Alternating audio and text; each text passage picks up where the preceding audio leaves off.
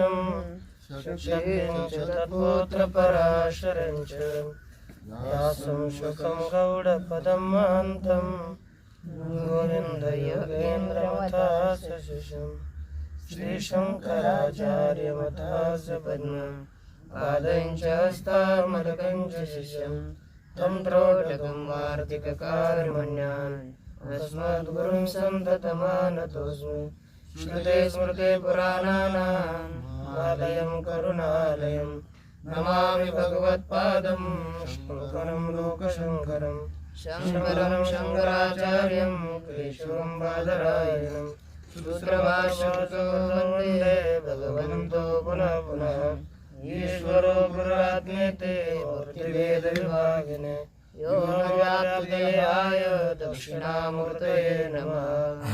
ओम शांति शांति शांति। ओम भद्रं यदायो स्वस्ति न इंद्रो वृद्धश्रवाः स्वस्ति न पूषा विश्ववेदाः स्वस्ति नस्तार्क्ष्यो अरिष्टनेमिः स्वस्ति नो बृहस्पतिर्दधातु। ओम शांति शांति शांति। नारायण। श्री भगवान पांडुरंग परमात्मा, श्री ज्ञानोबाराय जगद्गुरु तुकाराम महाराज, श्री संत एकनाथ महाराज,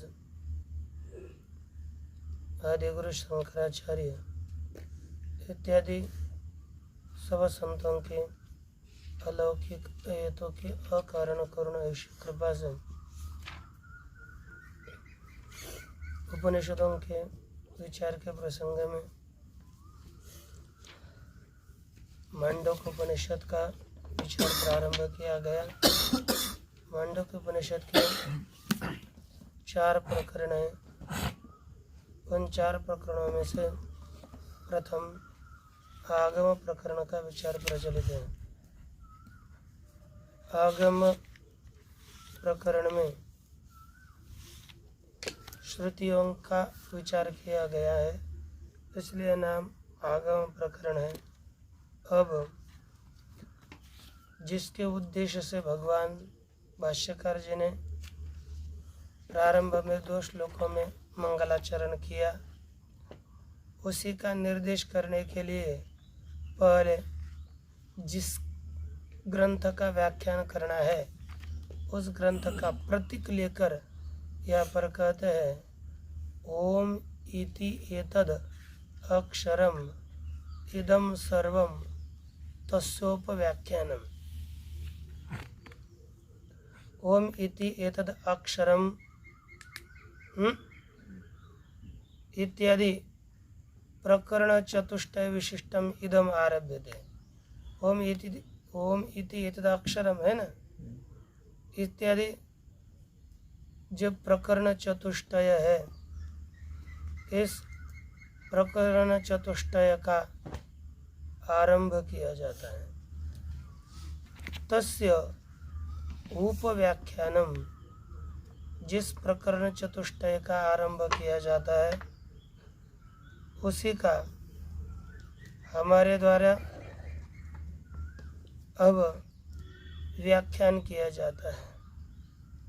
अब उसका ही उपव्याख्यान है। यह कथन करने के बाद एक शंका होती है कि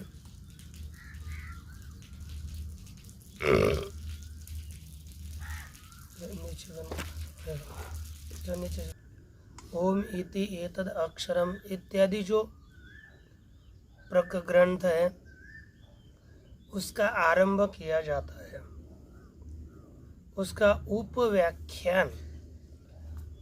अब ये उपव्याख्यान शब्द का प्रयोग करने के पश्चात एक शंका होती है, किम इदम शास्त्रत्वेन वा प्रकरणत्वेन वा व्याख्यासितम।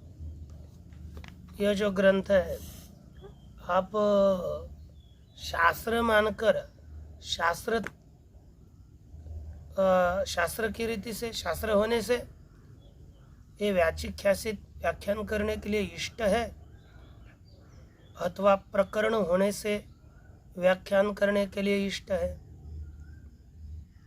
ये शंका करते हैं।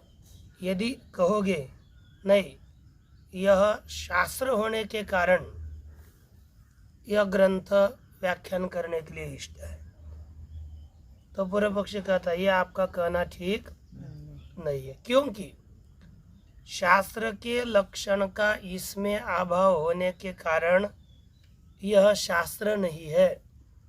जिसमें शास्त्र का लक्षण रहेगा उसे हम शास्त्र कहेंगे, और जिसमें प्रकरण का लक्षण रहेगा उसे प्रकरण कहेंगे। आकर और प्रकरण करते ना, आकर ही शास्त्र समझ लेना। शास्त्र का लक्षण इसमें नहीं है आपने कहा, लेकिन शास्त्र का लक्षण क्या है? तो कहा जाता है एक प्रयोजनोपनिबद्धम अशेषार्थ प्रतिपादकम ही शास्त्रम। शास्त्र कौन है? एक प्रयोजनोपनिबद्धम अशेषार्थ प्रतिपादकम, एक प्रयोजन के लिए निर्मित सभी अर्थों का प्रतिपादन करने वाला ही शास्त्र होता है। जिसका एक ही प्रयोजन है, एक मोक्ष रूपी फल के लिए उपनिबद्धम अर्थात निर्मित,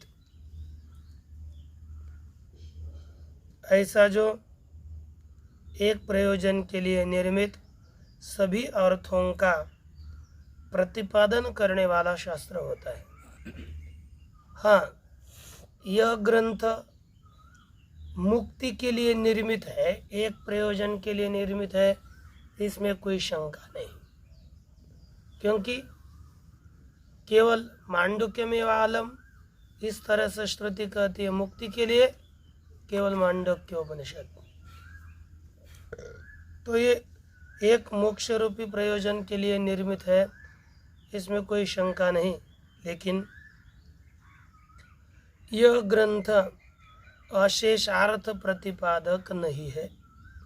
इसलिए दोनों भी लक्षण जिनमें होंगे वही शास्त्र होगा, यानी दो धर्म ये पूरा लक्षण है।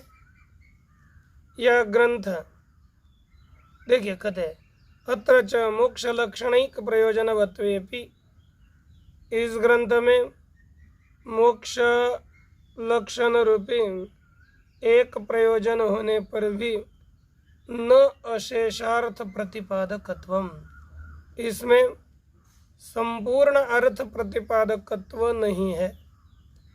इसलिए अशेषार्थ प्रतिपादकत्व न होने के कारण इसमें इस ग्रंथ में लक्षण नहीं जाता।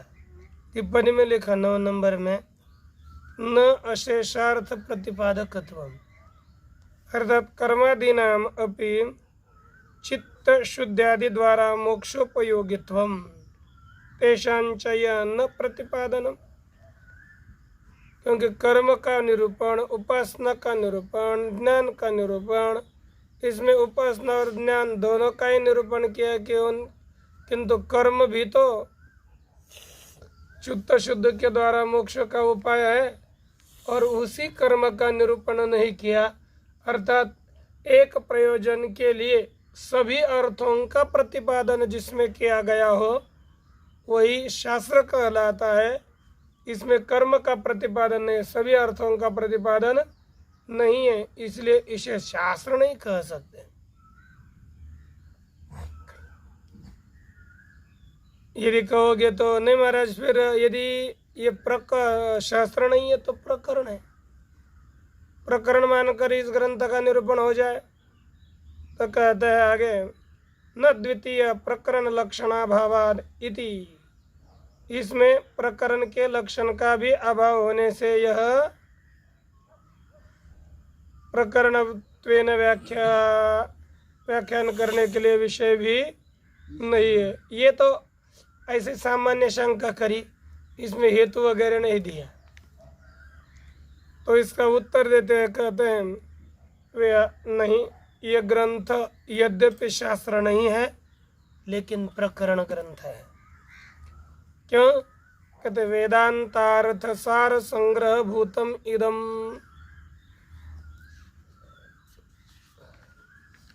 प्रकरण चतुष्टयम ओम इति एतद अक्षरम इत्याद्यारभ्य आरभते।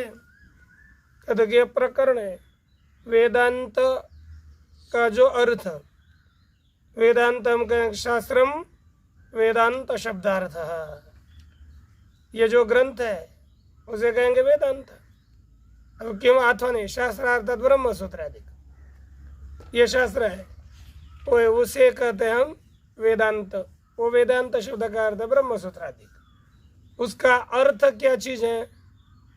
ठीक है, हम लिखते हैं अधिकारी निर्णय, एक गुरुपसदन, दोन पदार्थ द्वय, तदैक्य विरोध परिहार, तत्पदार्थ और तम पदार्थ।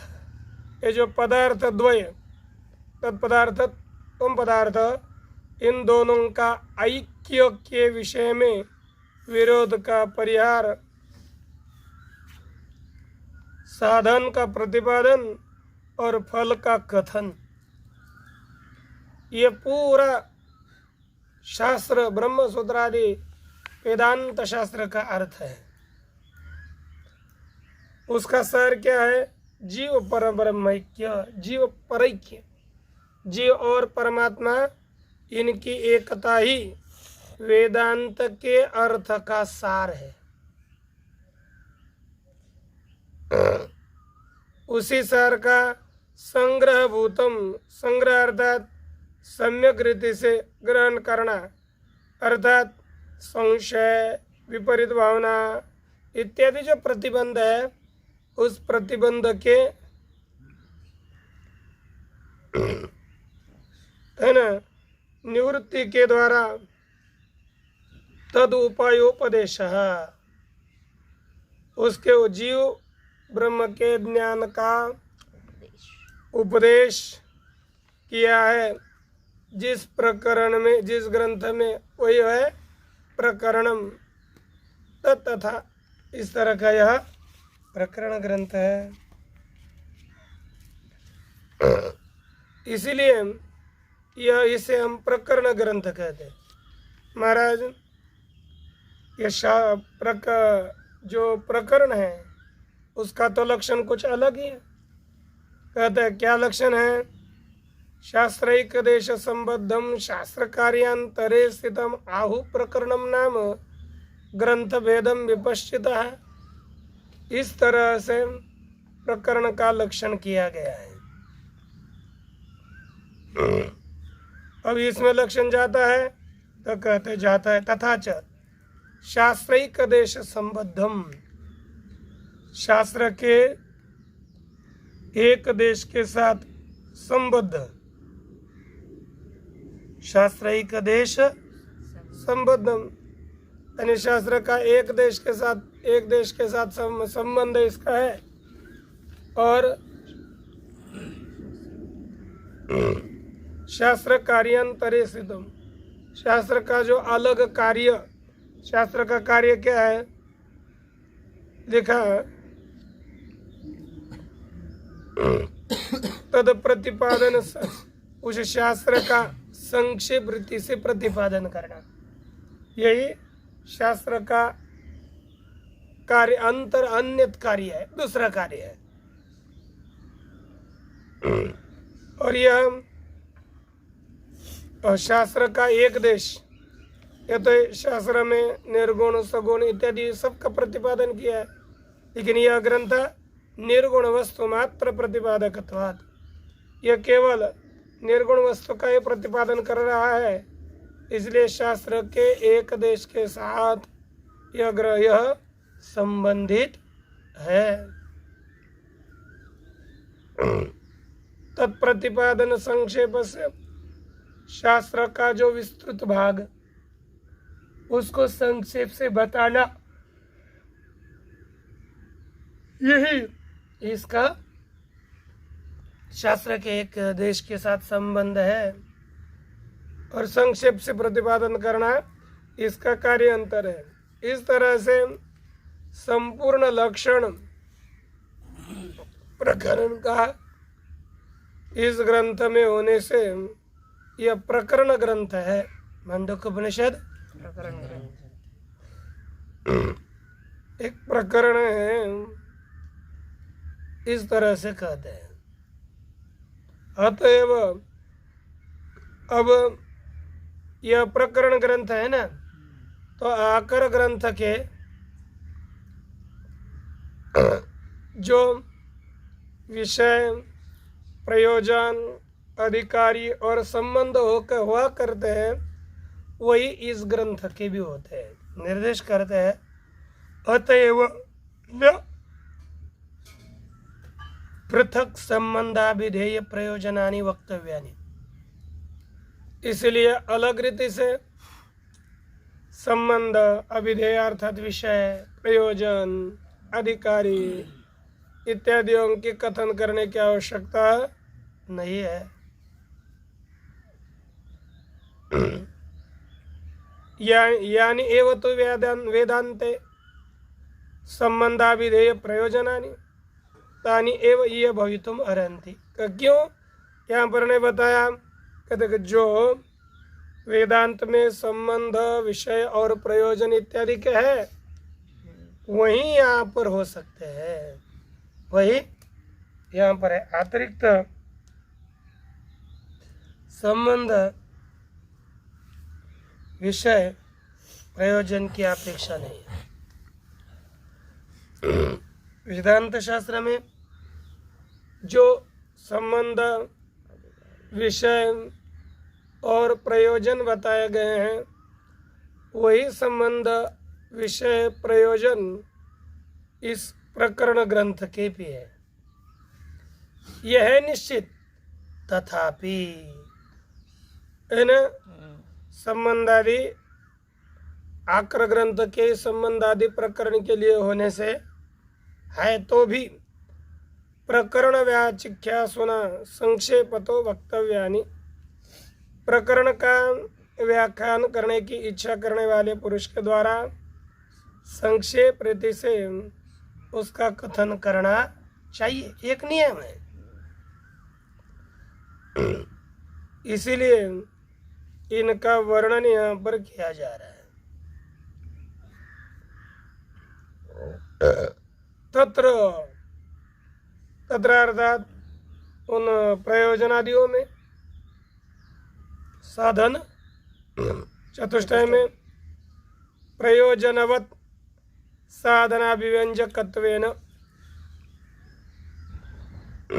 अभिधेय संबंधम शास्त्रम पारंपर्येण विशिष्ट संबंधाभिधेय प्रयोजनवत् भवति। कहते तत्र इसमें प्रयोजनवत् साधन अभिव्यंजकत्वेन, प्रयोजन वाले, फल वाले साधन का यह शास्त्र अभिव्यंजक है। यह शास्त्र प्रयोजन वाले साधन का प्रकाशक होने से शास्त्रम पारंपर्येण विशिष्ट संबंधाभिधेय प्रयोजनवत् भवति। शास्त्र परंपरा से विशिष्ट संबंध, विशिष्ट विषय और विशिष्ट प्रयोजन वाला है। अभी इसका विशिष्ट क्या प्रयोजन है, क्या संबंध है, क्या फल है, यह हमको जानना आवश्यक है, क्योंकि विशिष्ट फलादि वाला शास्त्र है, ये आपने बताया, लेकिन क्या फल इत्यादि है, उसी फलादियों का निर्देश आगे करेंगे। कहते किम पुनस्तत् प्रयोजनम, जो आपने कहा यह शास्त्र प्रयोजन वाला सफल है, तो प्रयोजन अर्थात फल कौन सा है, उसका क्या प्रयोजन है? तो कहते हैं उच्चते, हमारे द्वारा उसका कथन किया जाता है। सुनिए, जैसे एक आधा आदमी है,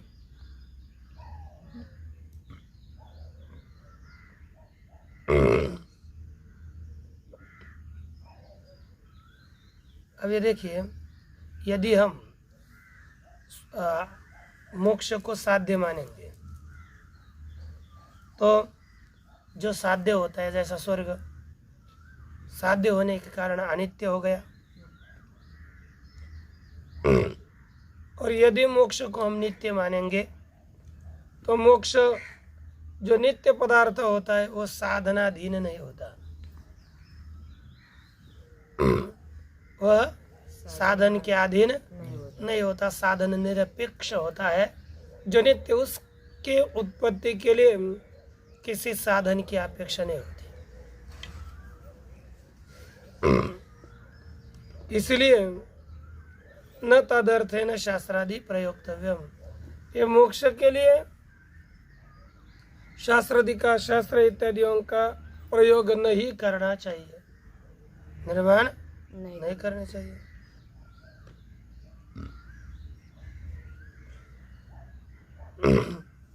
मोक्षस्य आत्मरूपत्वात् न अनित्यत्वम नापि साधना अनर्थक्यम। और यह मोक्ष है ना, किम रूप है? मोक्ष आत्मरूप होने से न अनित्यत्वम, उस मोक्ष में अनित्यता नहीं है, न साधना अनर्थक्यम। इससे साधन की अनर्थकता भी नहीं है, साधन अनर्थक भी नहीं है, है कि नहीं?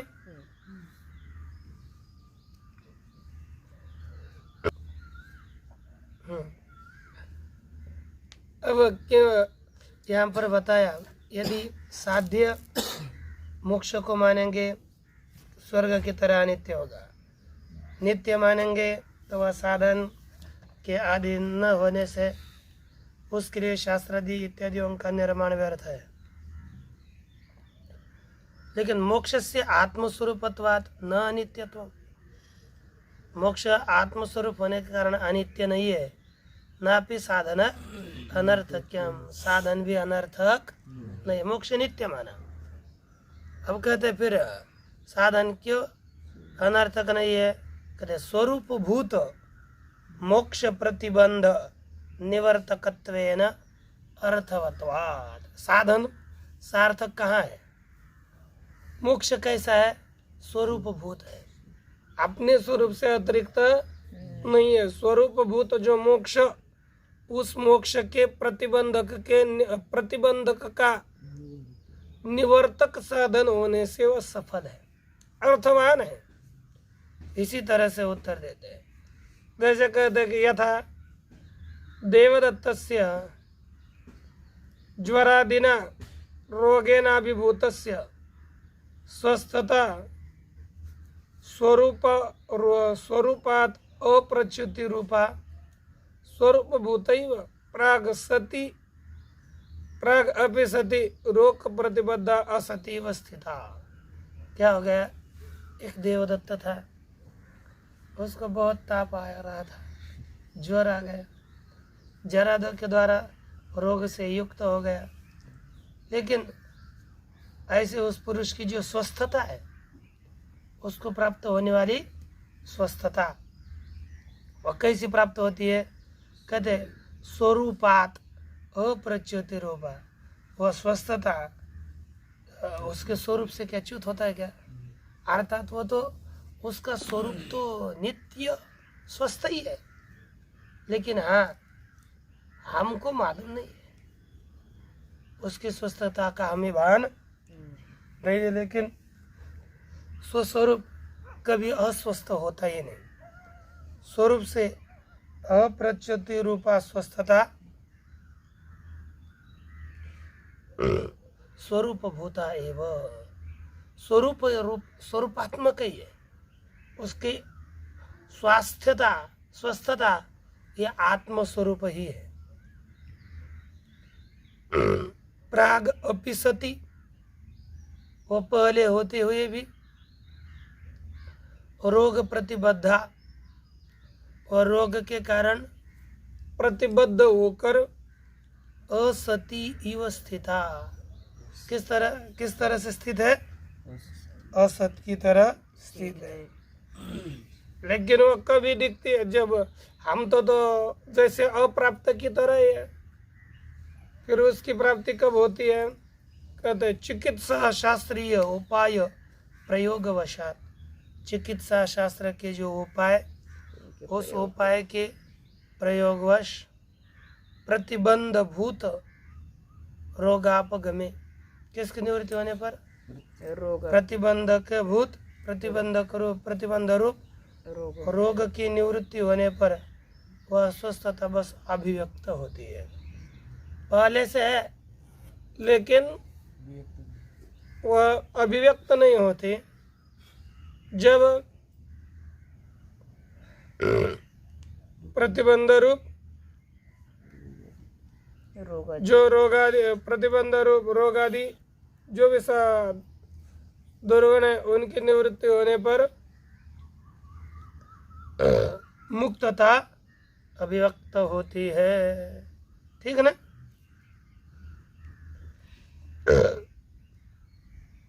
नहीं तत्र उपाय वैर्थ्यम। अब ये साधन उपाय के लिए है, इसलिए उपाय में व्यर्थता नहीं है। प्रतिबंध ध्वंसार्थत्वात्, यह उपाय प्रतिबंध के नाश के लिए होने से उपाय में अनर्थक्य नहीं है।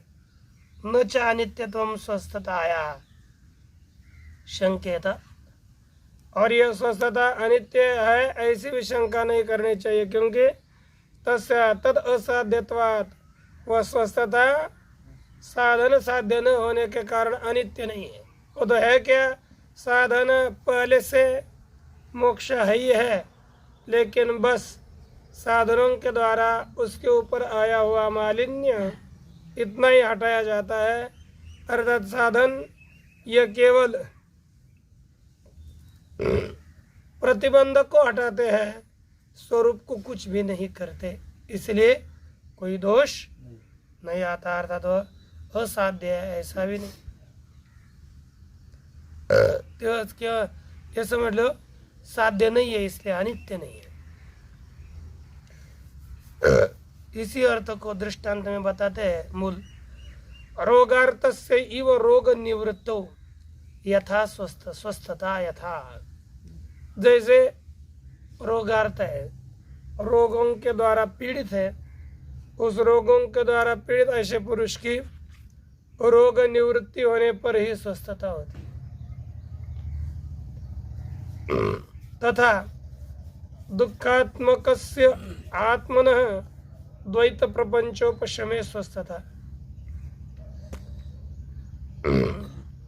उसी तरह दुखात्मकस्य आत्मनः, जो दुख रूप आत्मा है उसके द्वैत प्रपंच का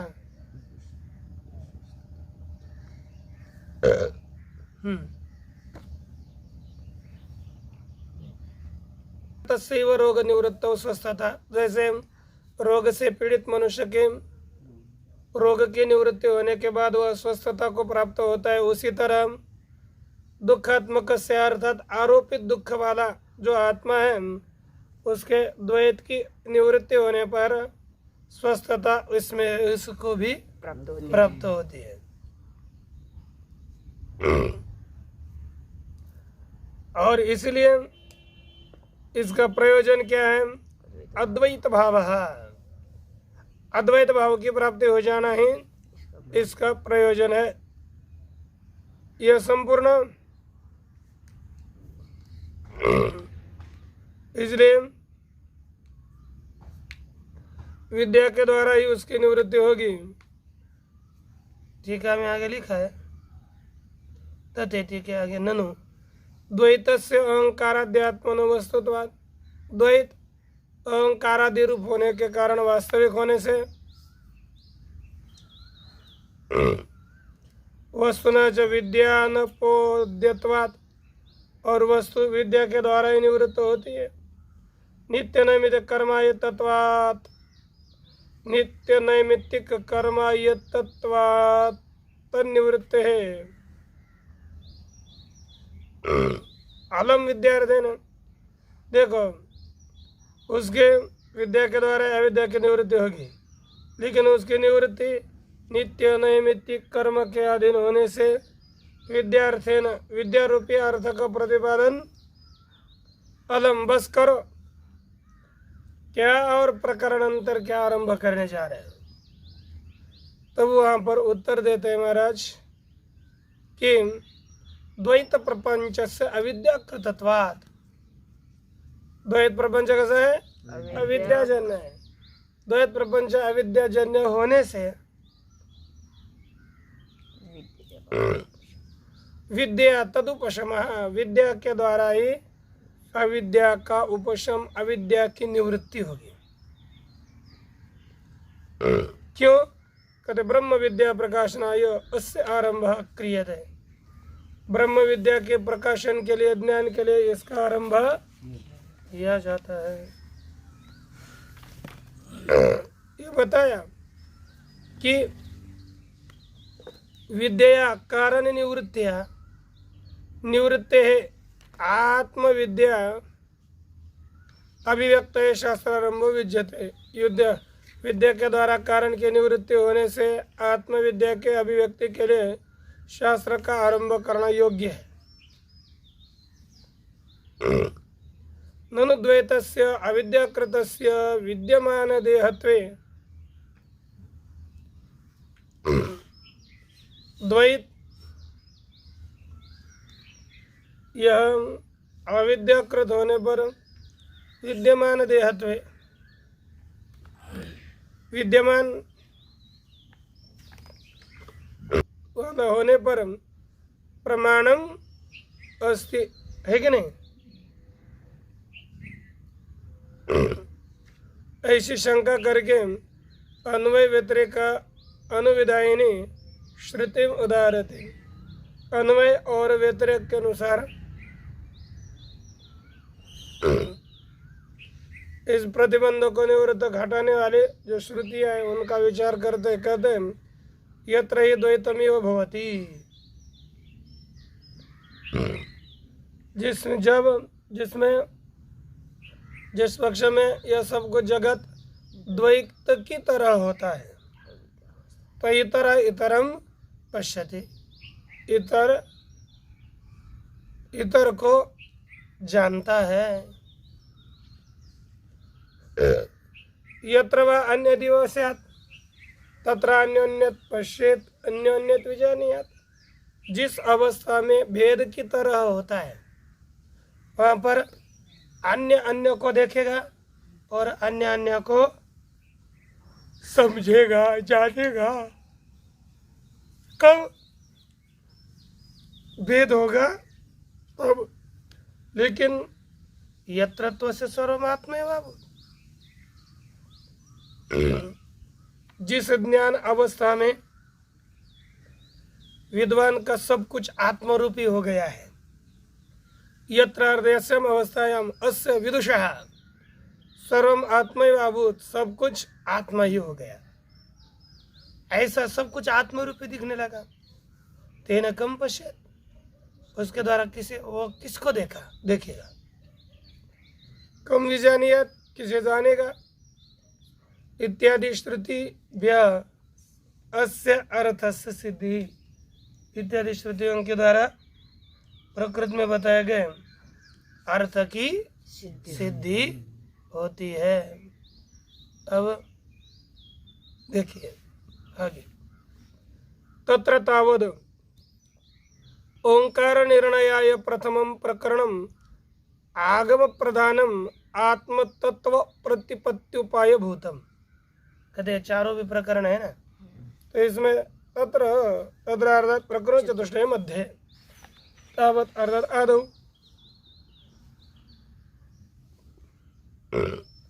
ओंकार निर्णयाय, ओंकार का निर्णय करने के लिए पहला प्रकरण आगम प्रधान है, जिसमें आगम तत्व प्रतिपत्ति का, आगम के तत्व के ज्ञान का साधन बताया है। किसका? आगम के, आगम तत्व के ज्ञान का साधन इसमें बताया गया। यस्य द्वैत प्रपंच से उपशमे जिस द्वैत का उपशम निवृत्ति होने पर अद्वैत प्रतिपत्ति एक की प्रतिपत्ति होती है, ज्ञान होता है। रज्ज्वाम इव सर्पादि विकल्पोपशमे रज्जु तत्व प्रतिपत्ति। जैसे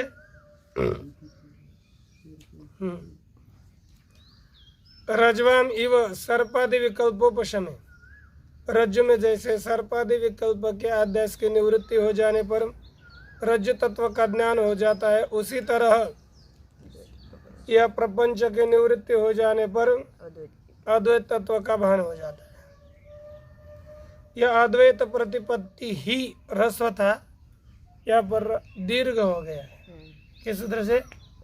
रोरी ढ्रलोपे पूर्व से दीर्घण।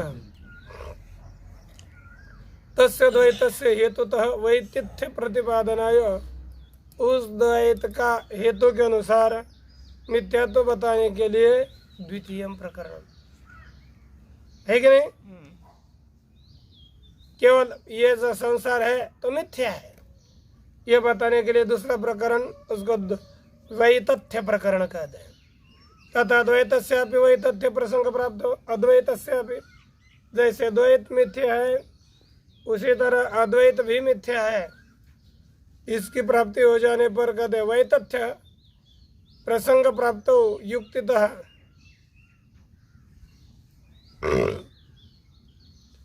अब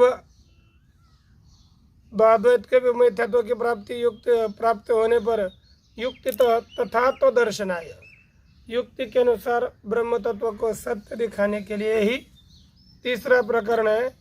अद्वैतस्य तथा तो प्रतिपत्ति प्रतिपक्ष भूतानि यानी वादांतराणि अवैधिकानि। कहते हैं कि अद्वैतस्य तथा तो प्रतिपत्ति पक्ष भूतानि, अद्वैत को अर्थात मिथ्यात्व ज्ञान मिथ्या है, इस ज्ञान के प्रतिपक्षभूत जो प्राणी हैं, यानी वादांतरानी, जो अन्यवाद अवैधिक है, उन्हीं तेषाम अन्योन्य विरोधित्वात्, उनका परस्पर विरोध होने से, अतद अर्थात्वेन, अर्थ रहित होने से, तद उत्पत्ति वीरेव निराकरणाय चतुर्थ प्रकरणम, उसके उत्पत्ति के द्वारा ही जो भी विपरीत प्राप्त है वादांतरीय, उनके निराकरण के लिए चौथा प्रकरण दिया है। तो इसके बाद एक विचार। ओम पूर्णमिदं पूर्णात् पूर्णमुदच्यते पूर्णस्य पूर्णमादाय पूर्णमेवावशिष्यते। ओम शांति।